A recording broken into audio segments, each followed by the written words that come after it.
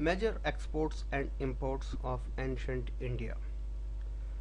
सो हम क्या एक्सपोर्ट करते थे? Export consist of spices, wheat, sugar, indigo means नील, opium, अफीम, sesame oil, cotton, parrot, live animals, animals products like hides मतलब पिंजरे, skin, fur, horns, tortoise shells और कुछ अलग जैसे मोती, pearls, sapphires, quartz, crystal, lapis lazuli, granites, turquoise and copper. ये सारे हमारे एक्सपोर्ट ओरिएंटेड प्रोडक्ट हुआ करते थे।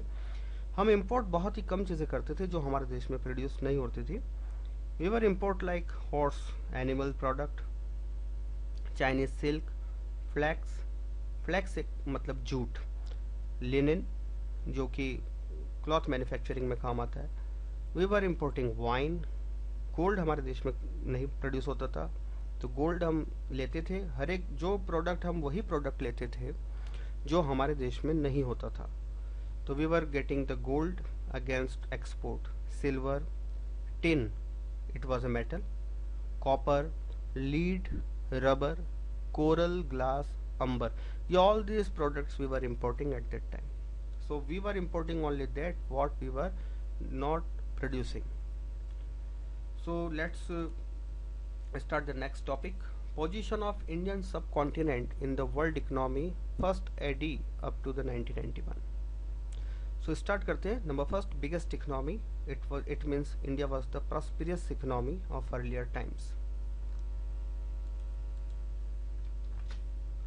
Between the 1st and 7th century AD, India is estimated to have the largest economy of the ancient and the medieval world, controlling about one third and one fourth of the world wealth timeline. Matter students, India उस वक्त में पूरे world का one third business handle कर रही थी, business या wealth handle कर रही थी। प्रेजेंट में अगर अपन बात करें तो China is handling 1/10, it means 10% of the world is presently handling by the China. उस वक्त में हम 33% of the world trade we were managing. तो India was the biggest economy at that time. The country was called Swarna Bhumi और स्वर्ण द्वीप। हमारे देश को स्वर्ण भूमि या स्वर्ण द्वीप के नाम से जाना जाता था। ऐसा हम नहीं, बाहर के ट्रेवलर्स कहते हैं, जैसे मेगास्थनीस, फैक्सियन, शुंगजैंग, अल ब्रूनी, अल बतूता, फ्रेंचमैन फ्रैंकोइस और कई सारे लोग। प्री कॉलोनियल पीरियड, जब हमारे देश में अंग्रेज नहीं आते हैं उस वक्त की बात है। The pre colonial period in India history was an age of prosperity. जब तक हमारे देश में अंग्रेज नहीं आते तब तक हम प्रॉस्पेरिटी में थे। And this prosperity made the European embark great voyage of the discovery of India. और इसी प्रॉस्पेरिटी की वजह से Britishers discovered India. Fourth number, Britishers came here for plunder but changed there decision. Initially जब हमारे देश में ब्रिटिशर्स आए थे, ईस्ट इंडिया कंपनी आई थी, दे वांट टू प्लंडर अस, हमारे यहाँ लूटपाट करने के लिए आए थे। मगर उन्होंने देखा लूटपाट से फायदा नहीं है, क्योंकि हम कितना लूट लेंगे, इनसे बेहतर है कि इनसे बिजनेस करा जाए। Because we don't know how to make the goods, हमें नहीं पता है कि ये प्रोडक्ट कैसे बनता है। Because we were having the quality handicraft industries, we were having the workshops for making the finished goods by transforming the raw material. So they don't know how to make the goods, so they have changed their decision of plunder. What they did the trade with us, उन्होंने हमसे business किया। So initially they came to plunder but soon realized the reward of trade in exchange of the gold and silver. उन्होंने हमको और उल्टा सोना और चांदी दिए just for doing the business। Fifth point आता है, during the 18th century we were lagging behind western countries. 18वीं शताब्दी में लगभग 1757 में के आसपास britishers started ruling India. But during the 18th century we were lagging behind in many areas, like we were lagging in technologies, innovation and ideas. Britishers or European countries was facing various kinds of shortages, तो वहाँ पर innovation होने लगा, they learn new techniques. मगर हिंदुस्तान के पास में जो बहुत सारे मतलब we were faced various empires, we were ruled by the Mughals, before that भी हम कई सारे लोगों से रूल्ड हुए हैं।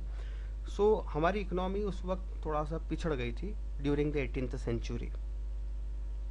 सिक्स पॉइंट आता है control by the East India Company. As I told you in the year 1757, in the year 1757 we had a battle of Plassey with the Britishers, and in that year Britishers established their British Raj in our country, and it was the first British company called East India Company. So we were controlled by the East Indian Company. तो उसके कुछ side effect हमारे देश में होने लगे, like no occurrence of agriculture and scientific revolution. कोई agriculture development के लिए ध्यान नहीं देना है, साइंटिफिक रिवोल्यूशन के लिए कोई ध्यान नहीं देना है। It means our Indian economy become the stagnant economy. दूसरा आता है limited reach of the education to the mass. They were not focusing on the human capital. It means they don't want Indians go to the school.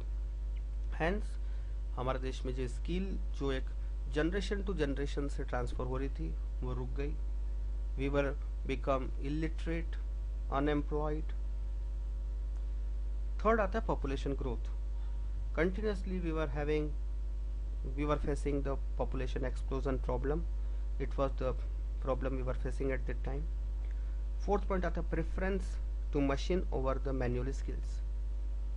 हमारे देश से केवल they were purchasing the raw material, जो कि earlier times में we were exporting the goods.